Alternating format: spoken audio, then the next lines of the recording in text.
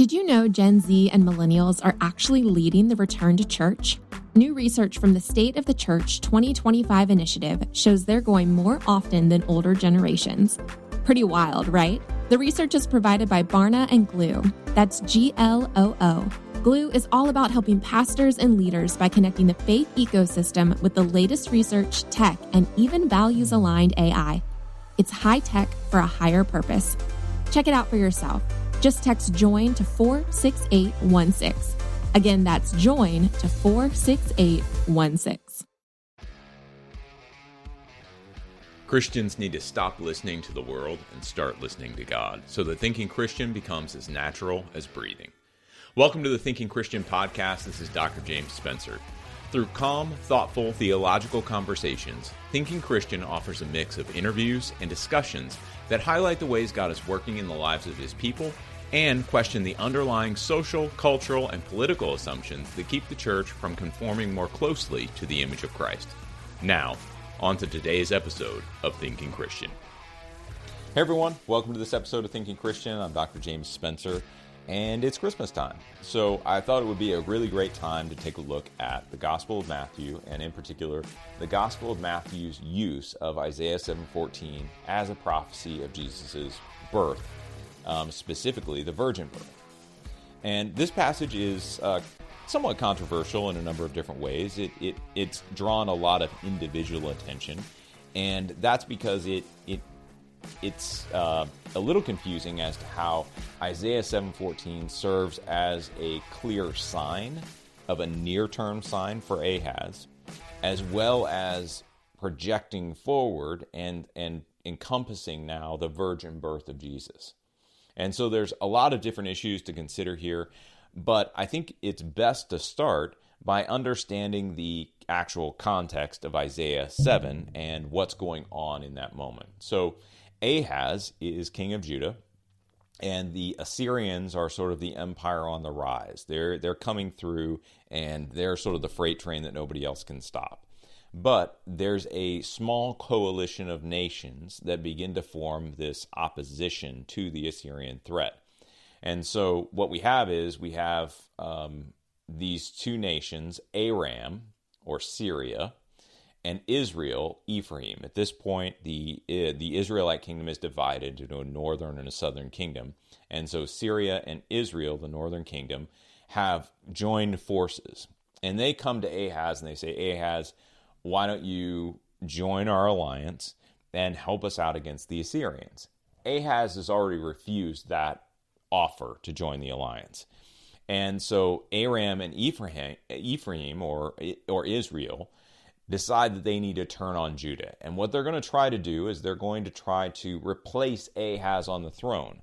They're not necessarily going to take over Judah in the traditional sense, right, where they're going to defeat Judah and then they're going to sort of encompass Judah within their borders. What they really want to do is they just want to put kind of a puppet king on the throne to replace Ahaz, so that Ahaz is no longer, they can sort of muster all the forces of Judah and get Judah on their side against the Assyrians. Now, Ahaz has already been told that Syria and Israel are coming against Judah. He knows this is going to happen. This is not going to be a big surprise to him. And so in Isaiah 7, we're really seeing a message where Ahaz is trying to figure out what to do in light of the Assyrian threat, which is also a very real threat, and the alliance between Syria and Israel that are going to come against Judah. And so you have this sort of complex situation in which a king is trying to make some military and political decisions to try to save his small nation from destruction or from really being taken over. And it's into this moment that Isaiah 7, or the prophet Isaiah, comes and gives Ahaz an offer of a sign. And Isaiah's message is intended to encourage Ahaz, and it's intended to encourage him not to fear this Syria and Israel alliance that's going to come against Judah, because it's really not going to do anything. And so Isaiah actually calls them the smoldering coals They just really aren't strong. They're not going to come against Judah in any significant way.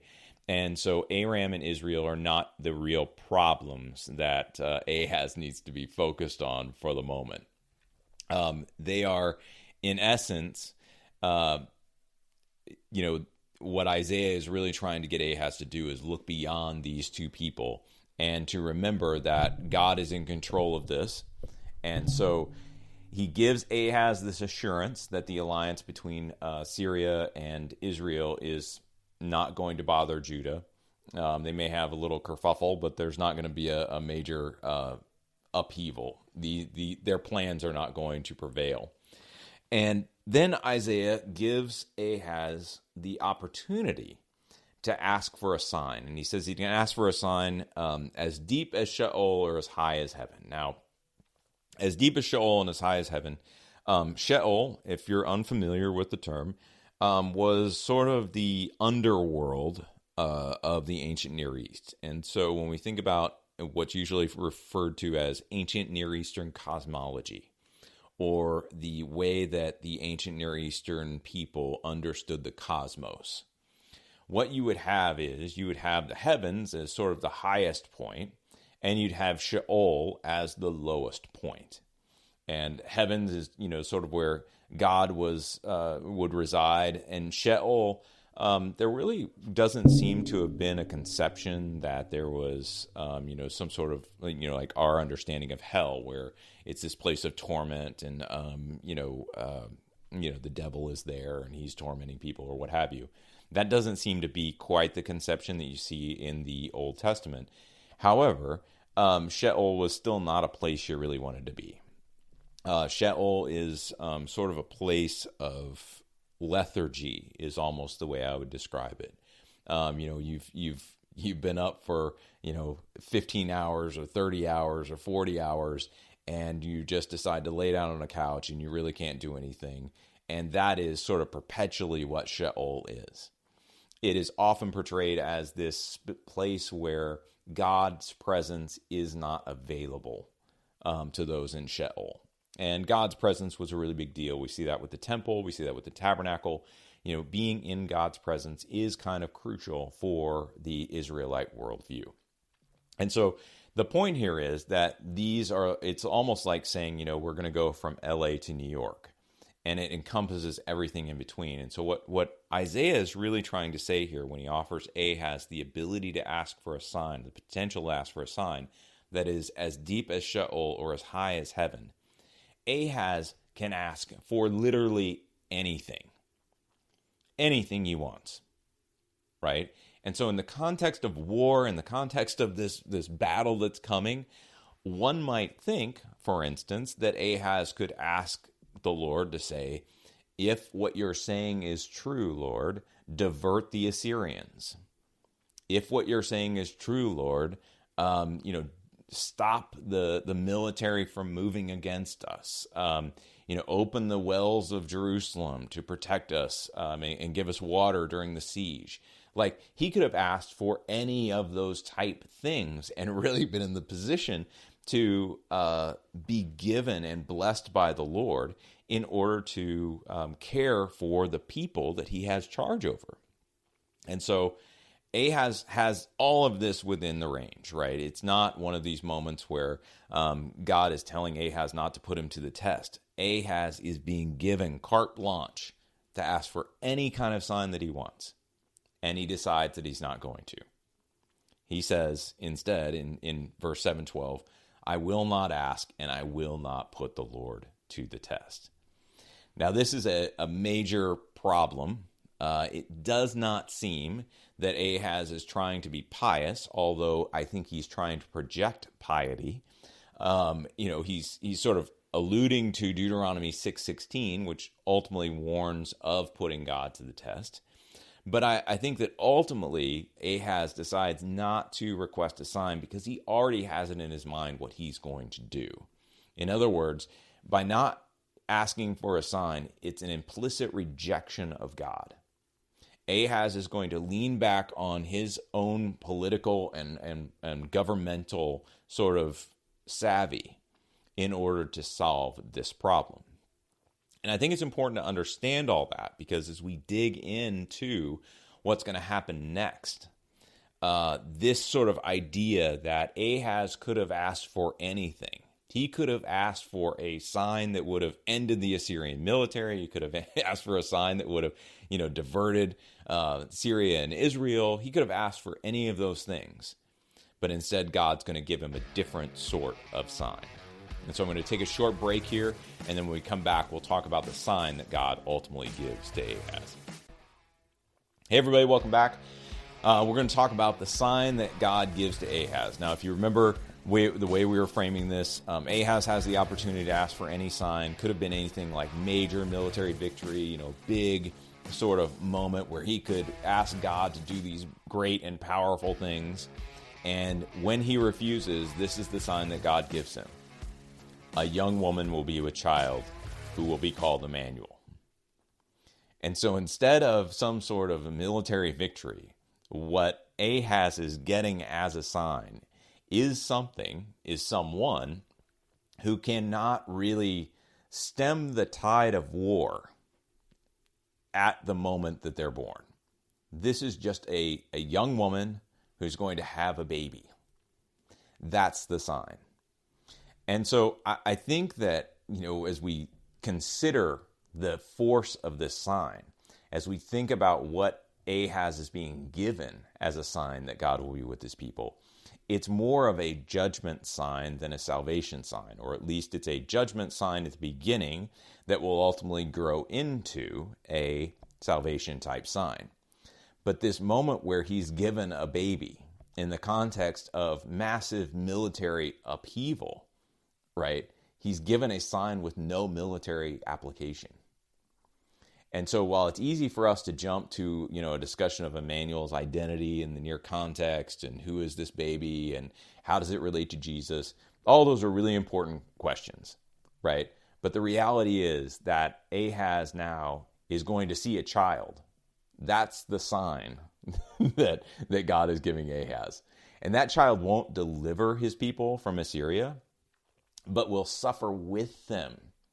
So the language of eating curds and honey, this is sort of this image of, no, the child is going to go through a very difficult period with his people.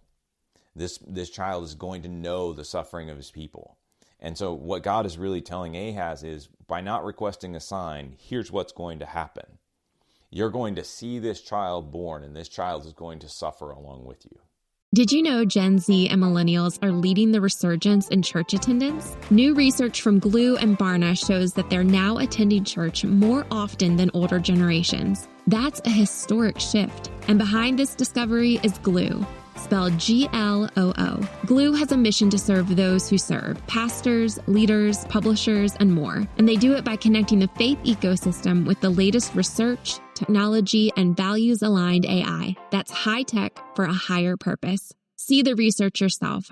Just text the word JOIN to 46816. Again, that's JOIN to 46816. The Bible tells us, I will bless those who bless you. That's not just a nice sentiment, it's biblical prophecy. And it's a commandment from God, it's a calling, and right now we're called to act. The teachings of the New Testament are deeply intertwined with the Hebrew Scriptures. As Christians, we are called to honor and respect this shared heritage. The Apostle Paul reminds us in Romans 11:18, do not consider yourself to be superior to those other branches. If you do, consider this. You did not support the root, but the root supports you. Supporting the people of Israel is more than a belief. It's a biblical mandate. By partnering with the International Fellowship of Christians and Jews, IFCJ, we can live out this calling together. Just as the fellowship blesses God's children, we know that you will be blessed too. Learn more about the fellowship and how you can live out your faith, bless Israel, and be blessed in return. Visit ifcj.org today. Again, that's ifcj.org. Be the blessing, live the word, answer the call.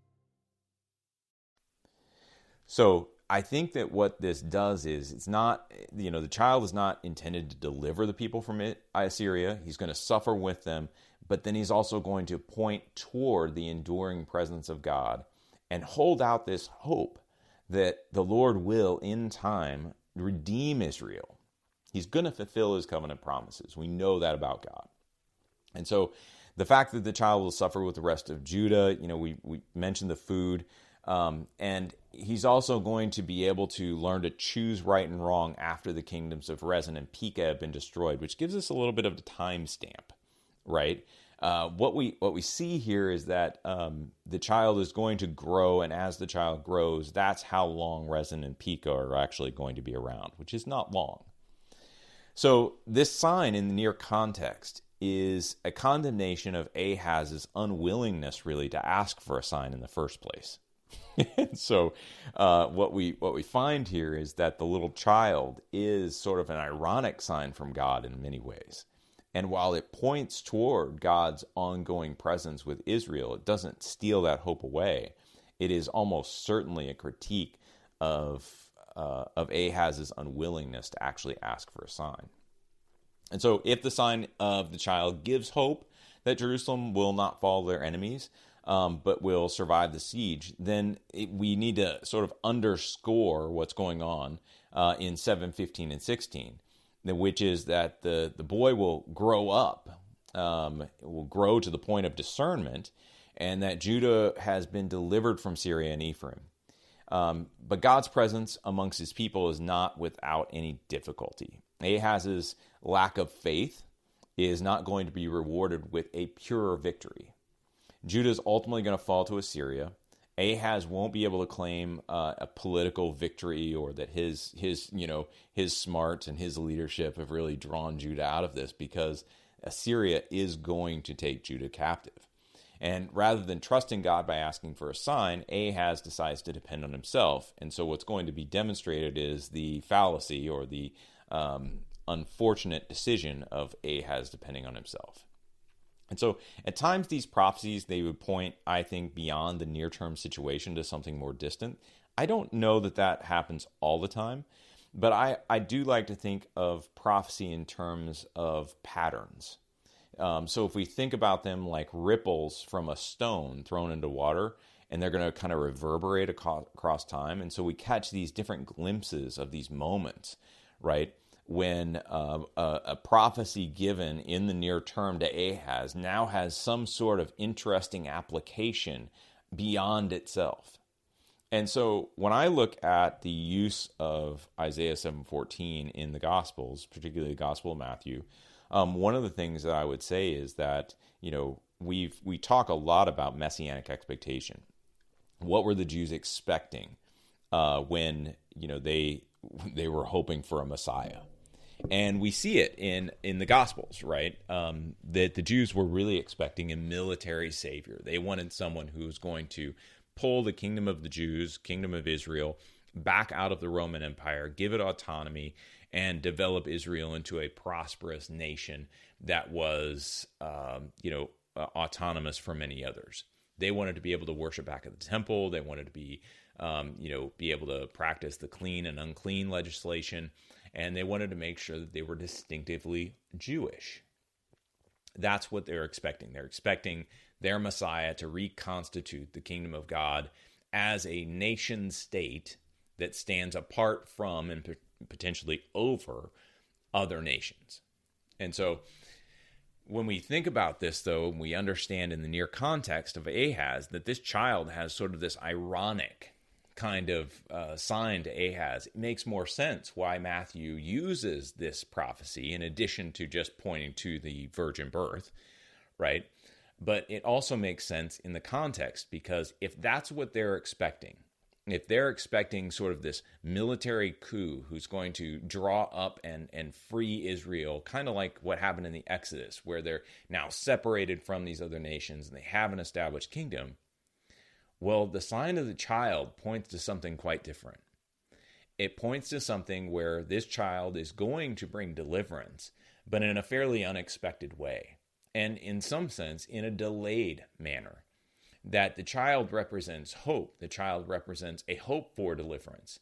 The child represents God's continued action in the world and God's presence with his people. But it doesn't necessarily mean that presence and that action and that hope is going to be fulfilled in the same way that everybody thinks it will. And so as the the Israelites are looking for this sort of strong, conquering hero to come in and take care of things. What does God give them? He gives them a baby. And I think that, as we compare the context of Isaiah 7 and in Matthew, we start to see some really interesting connections there. So that's sort of a broad scope of this prophecy in Matthew. And now I want to transition to the actual language used. So when we think about the virgin birth in Matthew, one of the challenges that's often put forward is that the Hebrew language, the Hebrew term used in Isaiah 7:14, doesn't necessarily mean virgin. And that when Matthew quotes Isaiah 7:14 from the Greek translation of the Old Testament or the Septuagint, that word is specifically for a virgin, but may not necessarily represent the Hebrew well. And so here's sort of my take on this. Translating young woman in Isaiah 14 in its original context, I do think makes sense. That may seem odd given the New Testament rendering and the doctrine of the virgin birth. However, the Hebrew word, which is alma, translated as young woman, does not necessarily denote virginity. Now, what I will say is that in most contexts, it does suggest that the woman would be a virgin. In other words, there's a difference between, and we have this in sort of our language as well. If I wanted to denote someone's sexual experience, I would say virgin, right? That's a focus on whether or not that individual has or has not had sexual relations with another person. But if I wanted to gesture toward it without actually saying it, and I wanted to maybe emphasize this, a person's, let's say, their youth or their position or status in life, maybe we use something like maiden, right? A young maiden. In English, what that would denote generally is a young woman who is generally single and likely has some connotations toward like chastity. This person isn't someone who's had a lot of sexual experiences, doesn't necessarily have a lot of, hasn't really had a lot of boyfriends or whatever. And so it infers virginity, but it doesn't focus on virginity. And that's sort of how Alma works. Alma is focused on the youth of the woman in question. She's focused on, the term is focused on the age, the demeanor, the position in life, but not necessarily the sexual experience. But in most contexts where you see Alma used, I think the sexual experience can be inferred and actually inferred quite well. And so, there is another Hebrew term that can more specifically relate to virginity. But I think that sometimes we get a little too caught up on the finer points here. The reality is that Alma does tend to refer to age rather than one's sexual status. So we can look at this in Genesis 24:43, right? Where there is an Alma referred to, but it's very clear that the Alma is also a virgin.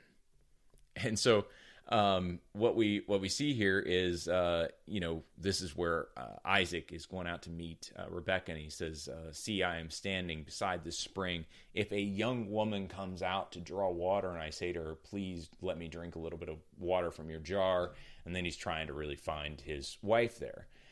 Well, the connotation of that passage is very much that the young woman coming out is going to be a virgin.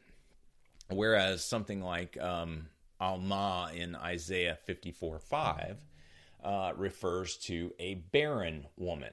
Now, there's only a couple of ways that you could figure out whether a woman is barren in ancient Near Eastern times. And it likely refers to a young woman who had been unable to bear children despite having had sex.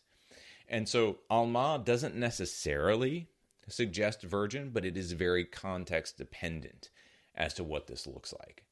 So I do think it's best to translate Alma in Isaiah 7:14 in that original Hebrew Old Testament context as young woman. However, the Septuagint, the Greek translation of the Old Testament, does translate Alma with a word that is it's Parthenos. And that Parthenos tends to emphasize one's status as a virgin primarily and one's age secondarily. And so it sort of switches the emphasis from the Hebrew. But I will say I think the translation of Alma is related to a second interpretive matter, and that is, whether or not this young woman in the prophecy originally was already pregnant or would soon become pregnant. And commentators are sort of split on that one. So overall, here's what I would say.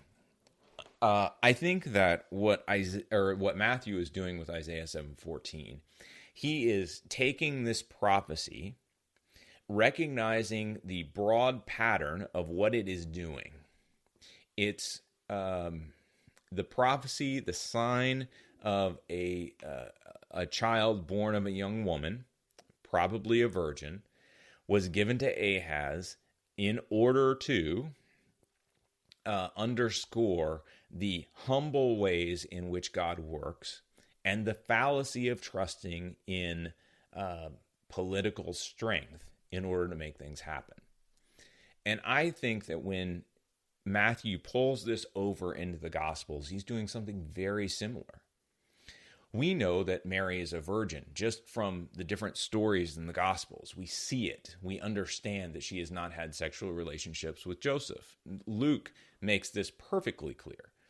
And so as Matthew pulls this over, I think he's adapting and adopting the language of the Greek Septuagint and saying, look, here's the prophecy fulfilled. That this is a child now who is going to usher in the kingdom of God through non-military means. He is coming in an unexpected manner that we could never figure out. That's kind of where I see Matthew pulling this across. And so some of the language, really important. Other aspects, we can tend to overread them a bit and overcomplicate this. And I think it's just important for us to recognize that Matthew is looking at the pattern of Isaiah 7:14 to pull it across into his gospel. I'm going to take one more break, and then when we come back, just look one more time at Isaiah 7:14 in Matthew 1:23. Hey everybody, welcome back. Certain aspects in the analysis of Isaiah 7:14 may seem to preclude Matthew's application of Isaiah 7:14. There's this desire to make the Old Testament and the New Testament match so perfectly that there is no further, tension between them. But I think it's important to remember the Old Testament prophecies are not only intended to point to Christ, though they also do that. It's a very important aspect of what they do. But they don't only do that. You can imagine how unintelligible it might have been to Ahaz to say, the sign that you're giving me in this very moment is that Jesus will be born like 2,000 years later. That doesn't really work for Ahaz. And so you have this sort of near-term and further-term fulfillment.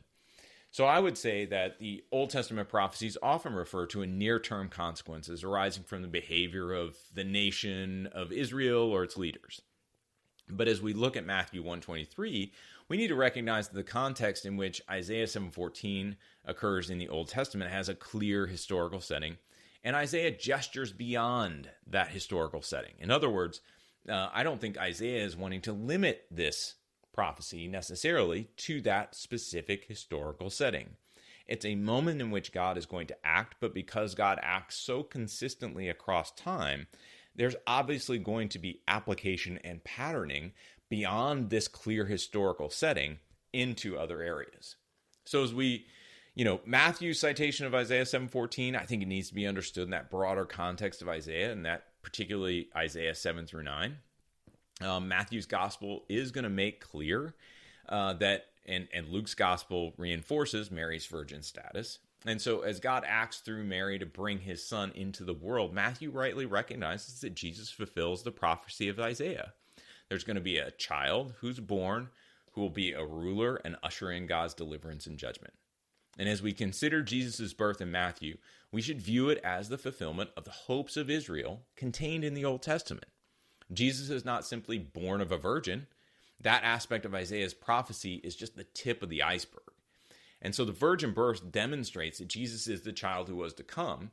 He has become human and dwells among us to fulfill God's promises and to bring the salvation that was to come through the nation of Israel. So here's what I think this all means. Matthew's obviously not ripping Isaiah 7:14 out of its context or applying a foreign meaning, but he is trying to understand Jesus in light of this overall prophecy. And so Matthew recognizes Jesus in the prophecy about the young woman who will conceive and bear a child. And Jesus is that child. And even though there was a previous child born as a sign to Ahaz, Isaiah's prophecy looked beyond that time. And he looks toward a day when others would not accept a sign from the Lord, and they would not accept Christ. They're going to see this sign, the sign of a child, as probably as ironically as Ahaz did. And so this humble beginning of our Lord and Savior, I think, is completely in line with the pattern established in that Old Testament prophecy and passage.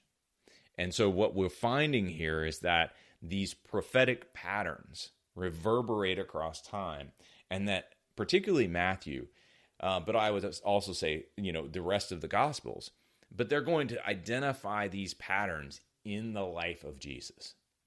And so even if you're interested in reading the Gospels further, obviously we're starting the Useful to God podcast, and it's going to have daily readings of the Gospels for the first 30 days of 2024. So I'd encourage you to take a look at that. You can also go to usefultogod.com and find out a little bit more about it, and just sign up for our mailing list to get additional information about what's going on there. But I think the other thing is, just as you're reading through the Gospels on your own, keep in mind that Isaiah is really central to what the gospel messages, or the Gospels are conveying. And they are seeing in Jesus this new patterning, this repatterning of Isaiah, of Moses, of many of these Old Testament themes are coming to fruition and being demonstrated in the life of Christ. And so, from an Old Testament guy, my background is in Old Testament theology. What I suppose I'm encouraging is get to know your Old Testament as well as possible if you want to understand the gospel as well. But also, just as we move into Christmas, understanding how the virgin birth prophecy works, recognizing the bigger message that Isaiah is trying to convey to Ahaz and that God is trying to convey to Ahaz, to give him this message that the humble child is the sign of God's coming presence among his people. That presence will involve deliverance and judgment, and that had Ahaz been on the side of the sign, he would have been delivered. And so for us, as we look at the virgin birth, Jesus comes to bring judgment and deliverance. And thankfully, we have come to know him through saving faith, and we are on the deliverance side of what God is doing. Merry Christmas, everybody. Thanks for your time, and I'm looking forward to the next episode of Thinking Christian.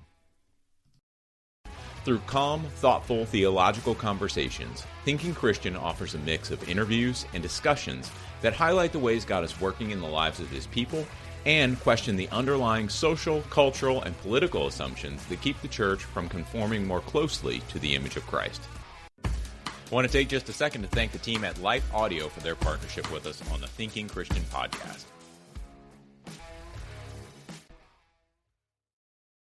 For some of us, personal finances aren't just personal. They include loved ones, neighbors, the communities we call home, and the causes we hold in our hearts. At Thrivent, planning your finances is bigger than just money. We help you put your plans into motion and faith into action so you can do more for the ones in your heart. Because sometimes all you need to make a difference is someone to help you make it happen. Thrivent, where money means more. Connect with us at Thrivent.com.